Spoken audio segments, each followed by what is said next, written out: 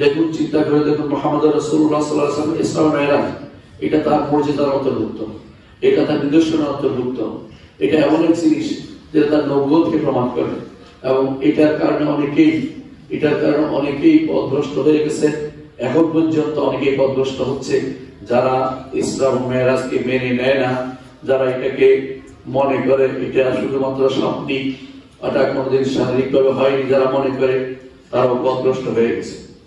এটা এমন এক আল্লাহর নিদর্শন, যা নিয়ে গর্ব করা সাজে যে আমাদের নবী, তাকে আল্লাহ তাআলা ডেকে নিয়েছেন, এটা সম্মানের বিষয়। এই সম্মান এসেছে বিরাট কষ্টের পরে। আমি কয়েকটি কষ্টের উল্লেখ করব। 3টি বছর বন্দিত্ব জীবন কাটিয়েছেন মুহাম্মদ রাসূলুল্লাহ সাল্লাল্লাহু আলাইহি ওয়াসাল্লাম। কেমন বন্দিত্ব জীবন? কিছুই পায়নি, পেটে খিদায় কান্নাকাটি করতে পারছে না। বাইরে কাফেররা শুনত, তারা সেটা নিয়ে হাসাহাসি করত, কিন্তু কেউ খাবার পৌঁছে দেওয়ার চিন্তা করেনি। সে আবু তালেব বন্দী ছিলেন, মুহাম্মদ রাসূলুল্লাহ সাল্লাল্লাহু আলাইহি ওয়াসাল্লাম এবং তার সাথীরা বন্দী জীবন কাটিয়েছেন।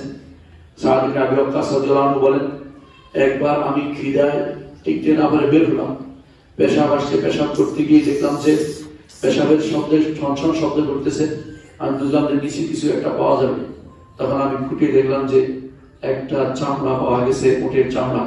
আমি সেটা উঠিয়ে নিলাম, সেটাকে ধুইলাম, সেটাকে পোড়ালাম, পোড়াইয়ে ভাগ করে করে একটু একটু করে এটা খেলাম এবং জীবিকা নির্বাহের ব্যবস্থা করলাম। কয়েকদিন পর্যন্ত সেটা খেয়েছি, আর কিছুই ছিল না।